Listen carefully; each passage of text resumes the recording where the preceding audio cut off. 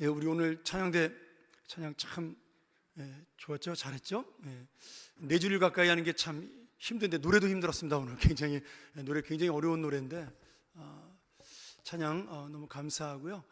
여러분, 예수를 믿는다라는 것이 쉬운 것은 아닙니다. 왜냐하면 예수를 믿는 것은 사람을 따라가는 게 아니라 하나님을 따라가는 것이기 때문에 그런 것이죠. 그래서 우리가 정말 신앙이라는 것이 무엇인지 말씀을 가지고, 성경을 가지고 정확하게 구별하지 않으면 참으로 내 삶이, 내 믿음이 바르게 갈 수 없다는 것을 우리가 깨달을 수가 있습니다. 저는 여러분하고 좀 오늘 이 말씀에 대해서 나누길 원하는데요, 이 사람들이 대중을 그냥 맹목적으로 따라가는 그런 현상을 밴드웨건 효과다, 이렇게 부릅니다. 우리나라 말이 좀 어려운데 편승 효과, 이렇게 심리학에서 이야기를 합니다. 쉽게 말하면 이런 거죠. 이 밴드웨건 효과라는 말이 미국의 경제학자였던 하비 라이벤스타인이라는 학자가 예전 그 서부 시대 때 금강을 개척하지 않습니까? 그러면 이 금강이 발견이 되면 밴드웨건, 다시 말하면 악단을 싣고 다니는 마차가 빵빠레를 울리면서 막 요란한 음악과 함께 금강이 발견됐다고 외치면 사람들이 그 뒤를 수천 명이 그 금강으로 따라갔습니다. 이제 거기서 유래된 밴드웨건 효과라는 말이 나온 것이죠. 그래서 군중 심리를 맹목적으로 따라가는 현상이다, 이렇게 할 수가 있고요. 정치나 경제나 사회 분야에서 이것을 굉장히 잘 이용하는 그러한 사람들이 있습니다. 예를 들어 이런 겁니다. 요새 우리 대통령 선거 때문에 여론조사 많이 하지 않습니까? 그런데 이 정치가들이 여론조사를 굉장히 중요시 여기는 이유가 있어요. 왜냐하면 사람들 마음속에는 어떤 사람이 될 것이라는 대세론이 있으면 대부분 그것을 따라가는 특징이 있습니다. 그래서 한 사람이라도 그 지지도를 높이려고 애를 쓰는 것이고, 심지어 거짓말까지 해야 하는 것이죠. 또 경제적으로는 이런 것이에요. 마케팅에서 많이 쓰는 방법인데, 우리가 예전에 그 유명했던 과자들이 있습니다. 제가 미국에 있을 때 허니버터 칩이 굉장히 유행했던 적이 있습니다. 여러분 드셔보셨나요? 지금은 잘 안 드시죠? 기름지고 달아서. 근데 이게 처음 나왔을 때 어마어마한 인기를 날렸습니다. 저희 교회 교인 중에 한 분이 저보고 허니버터 칩을 먹어봤냐고 물어보더라고요. 제가 도저히 살 수가 없다, 그거를 못 먹어봤다 그랬더니 그 다음 주에 줄을 한 30분 서가지고 기다렸다가 저한테 사다 준 그런 적이 있을 정도로 그 과자가 인기였어요. 근데 여러분, 그 과자 인기 얼마나 갔죠? 지금은 마켓에 막 이렇게 있어도 잘 안 삽니다. 꼬꼬면이라는 라면도 한번 그런 적이 있었죠. 지금 팔린지도 안 팔린지도 모르는 라면인데, 이런 것들이 뭐냐면 사람들의 입소문을 타서 실제보다 그 소문이 과장되게 부풀려진 것을 이야기해서 무조건 사람들이 나도 따라가야 된다라고 생각을 하는 거죠.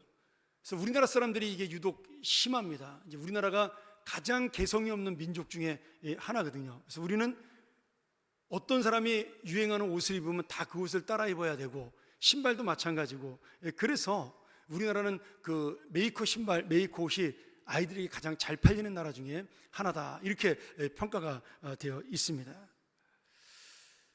반대적인 것도 있어요. 이것을 스놉 효과라고 부릅니다. 이 스놉이라는 말이 영어로 이제 좀 어려운 말인데, 이 속물을 이야기하는 거고, 아니면 상류층을 동경하는 일부 사람 또는 잘난치 않은 사람을 이 스놉이라고 부릅니다. 근데 이 스놉 효과는 뭐냐면, 나는 남들과 달라, 이제 잘난치 않은 거죠. 그래서 난 남들보다 특별하게 살 거야. 그래서 어떤 한 특별한 것을 따라가는 일종의 매니아층을 겨냥하는 말입니다. 그런데 이런 심리학적인 용어들, 밴드웨건 효과라든지 이 스놉 효과가 우리 신앙에도 다 있다라는 사실이에요. 성경 말씀을 따라가는 것이 아니라 내 마음에 드는, 그래서 유명한 말씀이나 목사님을 따라가는 경우가 우리가 종종 있습니다. 아니, 많죠. 그래서 그 말씀의 본질과 상관없이 그 말씀이 주는 달콤함, 그리고 말솜씨에 우리가 넘어가서 인기 있는 그런 목사님을 따라간 교인들이 굉장히 많습니다. 물론 바른 복음을 전하는 목사님도 많지만 잘못된 그렇게 해서 복음을 전하는 분도 굉장히 많습니다. 그런데 사람들은 그런 사람들을 좋아하고 인기가 있고, 그리고 오히려 말씀보다도 그 사람을 더 좋아하는 그런 밴드웨건 효과가 우리에게 있는 겁니다. 또 하나는 이 스노우 효과로 성경을 볼 수가 있어요. 나는 우리 목사님이 전하는 말씀 맨날 똑같은 것 같아. 천편일률적이야. 제목만 보면 내용을 알겠어. 그래서 나는 특별한 말씀이 좋아, 특별한 해석이 좋아. 이렇게 해서 이단을 따라가는 사람이 굉장히 많습니다. 여러분, 신천지든 그 하나님의 교회든 안상홍 증인이죠. 하나님에게 요새 굉장히 이제 우리 교회에 악영향을 끼치는 이단들인데, 그들의 특징이 뭐냐면 성경을 특별하게 해석을 합니다. 다른 목사님들이 하지 않는 이상한 해석을 해요. 근데 잘 모르는 교인들은 그 해석이 독특하고 특별하고 뭔가 있는 것처럼 보이는 해석으로 들립니다. 그래서 그것을 따라가는 거죠. 그 목사님의 해석은 딱딱 들어맞아. 뭐 딱딱 들어맞습니까? 그 말씀만 딱 발췌해가지고 하는 건데요. 그렇게 해서 이단에 빠지는 사람들 또는 이상한 교회를 나가는 사람들이 굉장히 많습니다. 제가 다시 한번 말씀드리지만 항상 같은 진리와 같은 복음을 전하는 교회가 좋은 교회입니다. 여러분, 십자가가 변하는 거 보셨어요? 부활이 변하는 거 보셨어요? 예수 그리스도가 변하는 거 보셨어요? 여러분, 성경에는 특별한 해석이라는 게 없어요. 그냥 예수 그리스도는 하나님의 아들이요, 그리고 우리의 구주라는 그 고백, 그것 외에는 다른 진리가 없는 겁니다. 근데 우리가 이런 너무나도 당연한 진리를 평범하게 여기고 그것을 지루해할 수 있다라는 거예요. 그래서 별식을 찾는 사람들이 영적 건강을 해치게 되는 겁니다. 매일 맛있는 음식을 먹으면 여러분 좋을 것 같죠? 그렇지 않습니다. 일주일만 매일 맛있는 음식, 입에 달라붙는 음식만 먹으면 바로 건강을 해칩니다. 말씀도 똑같아요. 내가 듣기 원하고 내 귀에 달콤하고 내 마음에 쏙 드는 그런 말씀만 들으면 여러분의 영혼은 망가지고 병이 들 수밖에 없는 거예요. 그래서 오늘 이 말씀, 지금 사도 요한이 예수 그리스도의 부활을 기점으로 그 부활의 목적과 성경 말씀의 목적이 어디에 있는지를 분명히 말씀하는 그 진리의 의미, 예수 그리스도는 하나님의 아들이요 우리에게 영원한 생명을 주기 위하여 이 땅에 오신 분이라는 그 사실을 믿는 믿음이, 그리고 그 진리를 받아들이는 그 은혜가 얼마나 큰 것인지를 다시 한번 우리 이 말씀을 통해 깨닫기를 소원합니다. 첫 번째로 예수님께서 보여주신 표적, 기적의 목적입니다. 우리가 읽은 30절 말씀에 보면 예수님께서 제자들 앞에서 많은 기적을 행했지만 그러나 여기에는 일부만 기록되어 있다, 이렇게 돼 있어요. 근데 여기서 특별히 기적이란 단어를 쓰지 않냐고 표적이란 단어를 썼습니다. 제가 요한복음 처음 강의할 때 1장, 2장, 3장을 강의하면서 계속해서 이 표적의 뜻이 무엇인지를 여러분에게 설명을 여러 번 드렸습니다. 표적은 사인이다, 이렇게 말씀을 드렸죠. 어떤 사인이에요? 예수님이 하나님의 아들이라는 것을 보여주는 사인이다. 이 기적, 이 이적은 하나님의 아들 구세주밖에, 메시아밖에 못하는 이적이다. 이것을 보여주기 위해서 가나의 혼인잔치에 나타난 물을 포도주로 만드는 그 기적부터 마지막 나사로가 마르다의 누이 오빠인 나사로가 살아나는, 나흘 만에 살아나는 그 부활의 기적을 보여준 것이 일곱 번째 표적으로 예수님이 죽음을 이기시고 영원한 생명을 주시는 분이라는 사실을 보여주는 그런 일곱 가지 표적을 통해 예수 그리스도가 하나님의 아들이고 우리에게 영원한 생명을 주시는 구세주라는 사실을 제가 여러분에게 이 표적이라는 이유를 가지고, 의미를 가지고 몇 번 말씀을 드렸습니다. 그러면 예수님이 많은 표적, 많은 기적을 행했는데 왜 요한복음에서는 7가지만 강조를 할까요? 기적을 많이 기록하고 표적을 많이 기록하면 사람들이 와, 우리 예수님 놀라운 분이야, 저거 신기한데 나 쫓아가야지, 훨씬 더 하나님의 능력이 나타나고 주님의 능력이 나타날 텐데 왜 그런 표적을 많이 기록하지 않았느냐? 왜 그럴까요? 한번 여러분 생각해 보세요. 내 앞에 기적과 표적이 일어나면 내가 예수를 더 잘 믿을 수 있을까? 그걸 생각하시면 간단합니다. 우리의 마음이 눈에 보이는 것에 집중이 되어 있습니다. 사람은요 다 똑같아요. 그래서 많이 배운 사람도, 아무리 똑똑한 사람도 눈앞에서 기적이 일어나면 그 눈앞에 보이는 것에 관심을 갖게 됩니다. 그래서 이단을 쫓는 사람 중에 이상하게 박사들이 많고 서울대 나온 사람들이 굉장히 많습니다. 이 참 특이하죠. 왜냐하면 그분들은 오히려 학문의 진리에 단순하기 때문에 눈에 분명하게 보이면 그것만 쫓아가는 그런 마음을 갖고 있는 거예요. 자, 제가 말씀드린 대로 이 표적을 일으키는 목적이 예수 그리스도가 하나님의 아들이라는 사실을 믿게 하는 데 있는 것입니다. 그런데 이 표적을 보고 난 사람들은 예수님을 하나님의 아들로 믿고 영생을 찾는 것이 아니라 자신의 욕심을 채우기 위해서 계속해서 눈에 보이는 기적만 믿게 됩니다. 그것만 바라봐요. 대표적인 기적이 뭐죠? 오병이어의 기적이에요. 예수님이 보리떡 5개와 물고기 2마리로 5,000명을 먹인 기적을 일으켰더니 그 뒤로 5,000명이 아니라 몇 배나 되는 사람들이 예수님을 쫓아다녔습니다. 오죽하면 예수님이 도망가 버렸어요. 그 사람들을 피해서.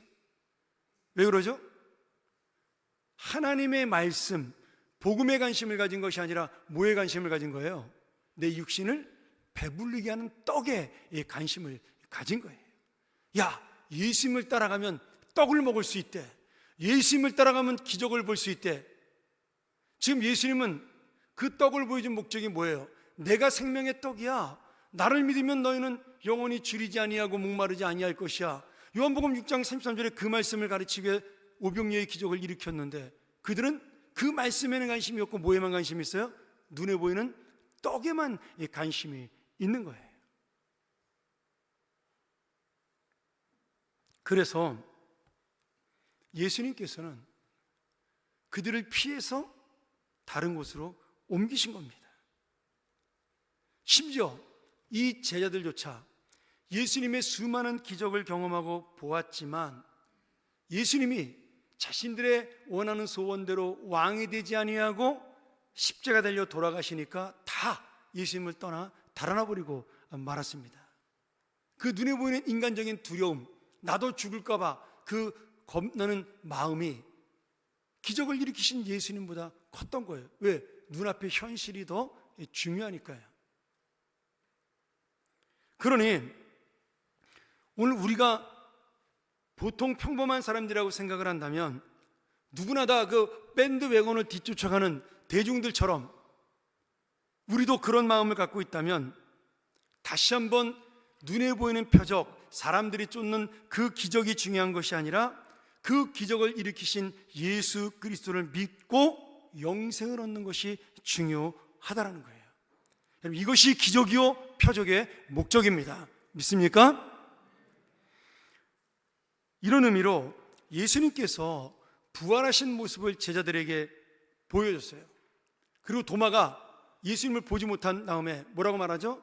나는 예수님의 못자국과 창자국 만져보지 않으면 안 믿어. 실증적인 믿음을 요청했어요. 그래서 예수님이 다시 나타납니다, 제자들에게. 그리고 도마를 부르지 않습니까? 야, 도마야, 너 내 손에 못자국하고 내 옆구리 창자국 만져봐. 도마가 그 예수님을 만져본 다음에 나의 주 나의 하나님이여라고 고백을 합니다.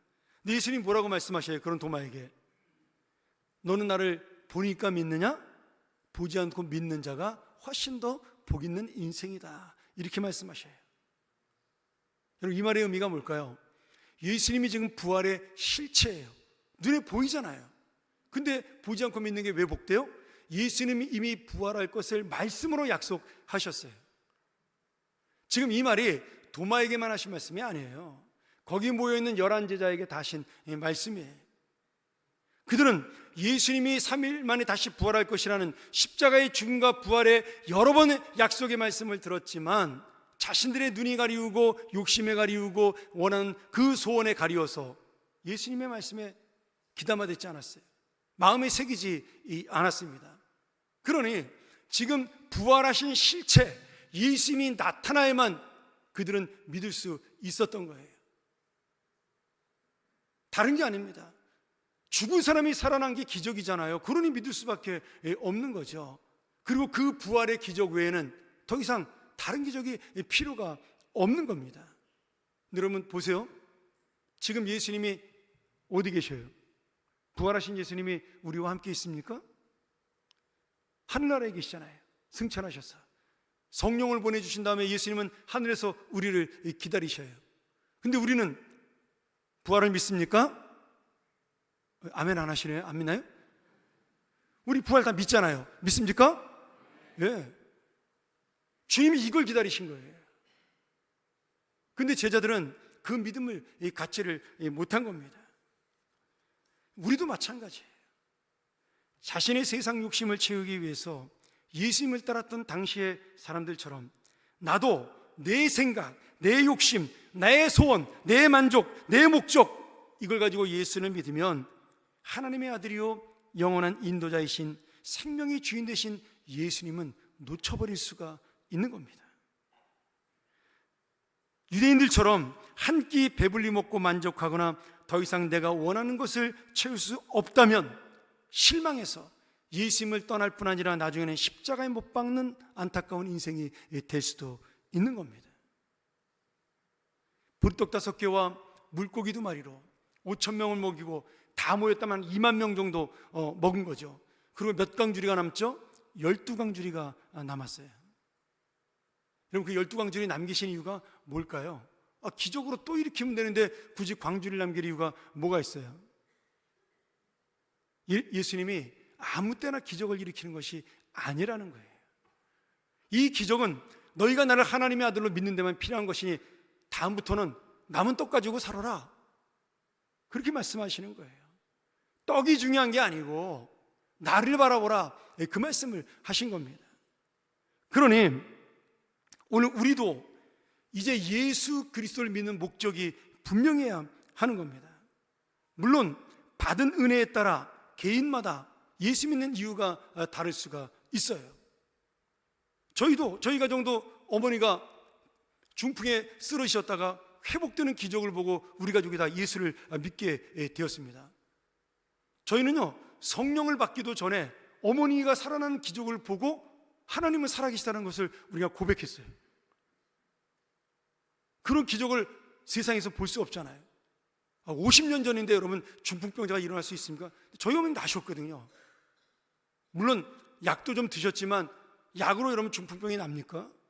완전 반신불수된 어머니가 그 예수를 믿고 기도할 때마다 손가락 하나하나가 펴지고 그 돌아간 손목이 펴지고 질질 끌던 다리가 온전히 서는 걸 보면서 와, 하나님은 살아계시다, 그것을 믿게 되었어요.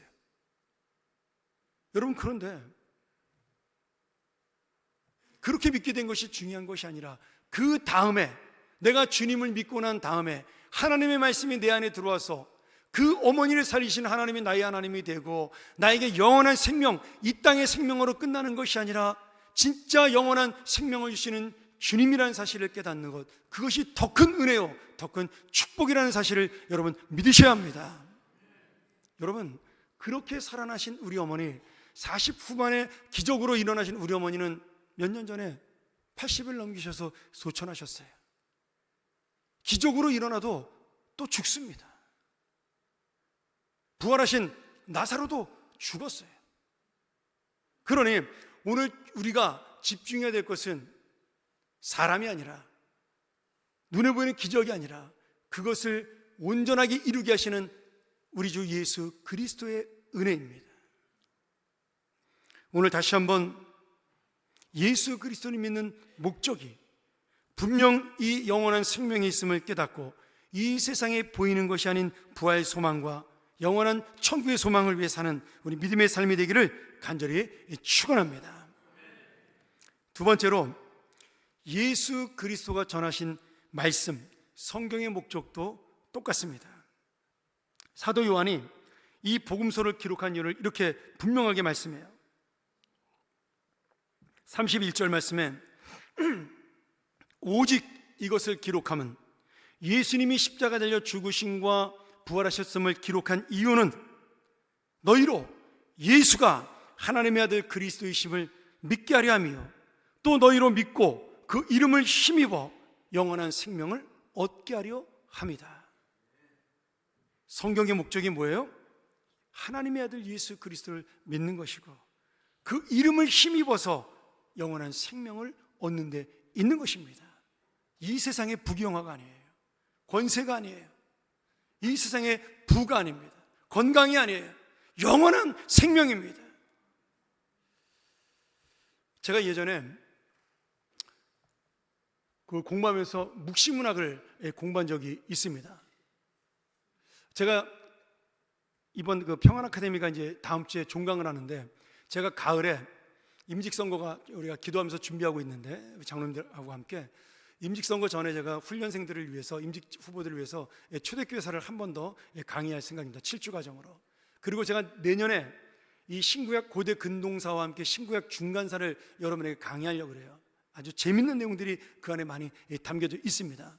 신구약 중간사가 뭐냐면 우리가 말라기하고 마태복음 사이에 그 공간이 400년의 빈 기간이 있습니다. 그 400년의 기간을 신구약 중간사라고 불러요. 아마 어성경 하신 분들은 그 신구약 중간사 그 책에서 읽어 보셨을 거예요. 그런데 이 신구약 중간사 400년 기간 동안 이스라엘에 많은 일들이 일어납니다. 성경에는 나타나잖아요. 자, 말라기가 끝난 다음에 이스라엘 백성들이 계속해서 식민지의 삶을 살아요. 그들이 BC 586년에 바벨론에게 망하고 70년 뒤에 페르시아 왕 고레스의 은혜로 그들이 예루살렘으로 돌아옵니다. 그런데 이 페르시아가 누구에게 망하죠? 알렉산더의 헬라 제국에게 망합니다. 지금 이란이죠, 이 페르시아가. 근데 이 알렉산더가 33살에 일찍 요절을 해요. 자기가 키우던 원숭이에게 물려가지고 파상풍에 걸려가지고 급사를 하게 됩니다. 그래서 후계자를 정하지 못하고 죽는 바람에 나라가 세 쪽이 나요. 근데 나라 땅덩어리가 워낙 크잖아요. 그래서 뭐 이집트하고 아프리카를 중심으로 한 나라, 이 아시아하고 이 팔레스타인을 중심으로 한 나라, 뭐 유럽을 중심으로 한 나라가 세 쪽으로 갈라져서 그 세 명의 부하가 그 나라를 물려받습니다. 그 중에 하나가 우리가 말하는 터키였습니다. 이제 오스만 터키하고 이제 셀주크 터키라는 두 나라, 지금 이제 하나로 합쳐졌지만, 근데 그 터키에게 이스라엘이 또 지배를 받게 돼요. 그러니까 이스라엘 사람들의 마음속에 어떤 생각이 들어요? 와, 우리는 왜 이렇게 힘들고 어려운 인생을 사냐? 우리 대한민국은 36년 동안 일제 그 지배하에 산 것만 해도 억울해 죽는데, 그렇잖아요. 한이 맺혀 있는데 이스라엘 사람들은 장장 수백 년을 그렇게 지배해 사는 겁니다. 잠시 중간에 마카비 가문이라는 유명한 우리나라의 김자진양 같은 가문이 일어나서 이스라엘의 독립을 시켜요. 그리고 200년 동안 하스모니안 왕가라는 왕조를 세우고 독립된 이스라엘을 일으킵니다. 딱 200년이었어요. 그리고 또 로마에게 정복당해요. 그러다가 나라가 AD 70년에 사라져버리고 마는 거죠. 그러니 이스라엘 사람들의 마음속에는 언제쯤 우리 이스라엘은 부강해지고 언제쯤 번영을 누리고 여호와의 날은 언제 오는 거냐, 이런 마음이 가득 차서 그 당시에 많은 작가들이 소설을 쓰고 글을 쓰는데 하나님이 우리를 구원해 줄 메시아를 기다리는 그런 내용의 책들을 굉장히 많이 썼어요. 그거를 성경에서 우리가 신학적으로 뭐라고 말하냐면 메시아 대망사상이다, 이렇게 이야기를 합니다. 나중에 더 궁금하신 분은 나중에 들으시면 됩니다. 500원 내지 마시고 내년에 들으시면 돼요. 근데 이 메시아 대망사상에 보면 하나님의 아들 예수 그리스도 메시아를 기다리는 내용들을 가득 찼습니다. 근데 제가 공부를 하다가 하나 이상한 생각이 들었어요. 왜냐하면 그렇게 400년이 지난 다음에 누가 오셨어요? 그들이 그렇게 기다리고 기다렸던 메시아 예수 그리스도가 이 땅에 오셨습니다. 근데 아무도 예수님이 오신 걸 몰라요. 심지어 예수님이 와서 수많은 기적을 행함에도 예수님을 믿지 않아요. 결국엔 그 메시아 예수 그리스도를 십자가에 못 박아 죽입니다. 자기들이 그렇게 기다렸던 메시아 구원자인데 그 예수 그리스도를 그들은 믿지 않습니다. 거부합니다. 왜 그럴까요? 그리고 지금도 이스라엘은 메시아가 오지 않았다고 여기고 지금도 메시아를 기다리며 기도하고 있어요. 그들의 가장 중요한 기도 중에 하나예요. 다윗의 자손이여 이 땅에 속히 오소서. 여러분, 구약의 그 이사야서를 연구하는 이스라엘 랍비들이 선생들이 있습니다. 굉장히 유명한 학자들이에요. 근데 그들과 이야기를 하면 이사야서 53장이 누구를 말하는 것 같으냐 이렇게 물어보면요, 그들이 얘기를 해요. 너희들이 믿는 예수 그리스도 같다. 그 인생을 보니까 이사야 53장하고 딱 들어맞아. 근데 우리가 기다리는 메시아는 아니야. 이게 얼마나 놀라운 일이에요. 성경을 믿고 성경을 연구하는데 성경을 맞다고 인정하면서 믿진 않아요. 이게 정말 너무나 답답한 노릇이죠. 그런데 왜 그런지 오늘 이 말씀이 우리에게 이야기해주고 있는 거예요. 그들이 기다리는 메시아는, 구원자는 자기들이 원하는 메시아가 아닌 겁니다. 지금 진정한 하나님의 아들 메시아 예수 그리스도는 이스라엘 사람들이 고대하고 소망하는 그 메시아가 아니에요. 유대인들은 자신들을 부강하게 만들고 세계 만방의 이름을 떨쳐 이 세상의 부귀와 영화를 가져다줄 그런 놀라운 왕이신 메시아, 다윗왕의 후손으로 오셔서 솔로몬의 영광을 재현할 그 메시아를 구하는데, 예수님은요 어떤 분이에요? 오셔가지고 심령이 가난해지래요. 나는 부자 되고 싶은데, 원수를 사랑하래요. 원수를 때려잡아야 되는데, 그러니 지금 이거 예수 믿었다가는 밥도 못 얻어 먹게 생겼으니까 그들은 예수를 믿을 수가 없던 거예요. 또 기득권자들, 권력자들은 예수가 와서 성전을 막 청소하고 정결케 하고 장상거를 금지하니까, 아니 이 사람이 와가지고 내 밥그릇을 빼앗아가네? 야, 이거 예수를 따라다녔다가는 저 사람들 때문에 우리가 이 모든 기득권을 다 빼앗기겠다. 그래서 결국 어떻게 되죠? 예수를 죽여버립니다. 여러분, 성경이 없어서도 아니고 말씀이 잘못됐어도 아니고 무엇 때문에 예수를 믿지 않아요? 자신의 욕심과 욕망과 내가 원하는 만족을 얻지 못해서 진정한 예수 그리스도를 그들은 절대로 믿지 않은 겁니다. 지금도 믿지 않아요. 왜? 그들은 이스라엘만 부강해지기를 원하기 때문입니다. 나머지 나라는 다 망해도 상관이 없다고 생각을 하기 때문에 그들은 지금도 그런 이스라엘만의 메시아를 기다리고 있는 거예요. 근데 이 이야기를 제가 미국에 있을 때 유대인하고 얘기를 해보잖아요. 철저합니다. 자기들이 기다리는 성경의 메시아를 설명을 하는데 철저하게 자기들식으로 해석을 하는 거예요. 우리는 선택받은 민족이고, 그리고 그 메시아는 우리 이 이스라엘 민족을 위해서 오시는 분이다, 이렇게 믿고 있는 겁니다. 여러분, 세상 만물을 창조하시고 온 세계를 통치하시는 하나님의 아들 예수 그리스도는 상관이 없는 거예요. 관심도 없는 겁니다. 오직 나를 잘 되게 하고 내가 영광을 얻고 내가 잘 먹고 잘 사는데, 그런데 목적을 두고 그 신앙생활을 하니 지금 당장의 현실이 중요하고 영광이 중요하니까 그들은 예수를 배척할 수밖에 없었던 거죠. 사랑하는 여러분, 이게 사탄의 역사입니다. 그리고 지금도 이 사탄의 역사는 계속되고 있어요. 우리가 기독교의 역사를 보면요, 성경의 복음을 전하기에 죽는 수많은 사람들이 있습니다. 오늘 교사주일인데 놀라운 선생님들과 교사들이 정말 이 말씀을 전하기에 목숨을 걸고 하나님 앞에 자신의 그 인생을 내어놓는 사람들이 너무나 많았어요. 반대로 사탄에 매인 사람도 있습니다. 영원한 생명인 이 복음의 목적을 교묘하게 왜곡해서 세상의 눈에 보이는 종교로, 철학으로, 지식으로, 도덕과 윤리로, 정치적 이념과 사상으로 변질시키고 이 세상의 눈에 보이는 영광을 하늘의 복으로 포장해서 그것을 고상한 삶이라고, 복된 삶이라고 착각하게 만드는 거예요. 그리고 그 말이 내 마음에 너무나 쏙 들어, 너무 좋아. 그래서 예수가 아니라 그 사람을 쫓아가는 겁니다. 여러분, 우리 교회 어르신들이 몸이 허리가 아프고 다리가 아프고 뭐 이렇게 힘들면 저에게 와서 기도 받는 분들이 꽤 있습니다. 오세요. 괜찮습니다. 기도받으러 언제든지 오셔도 괜찮아요. 그리고 실제로 제가 기도하면 최소한 10명 중에 7분은 나아요. 허리도 안 아프고 무릎도 안 아픕니다. 물론 열흘 뒤에 또 아픕니다. 예. 왜냐하면 자연스러운 현상이잖아요. 80 넘어서 아픈 거는. 근데 제가 기도한 다음에 항상 그 권사님들에게 이렇게 말씀을 합니다. 권사님, 내가 기도해서 날 수 있어요.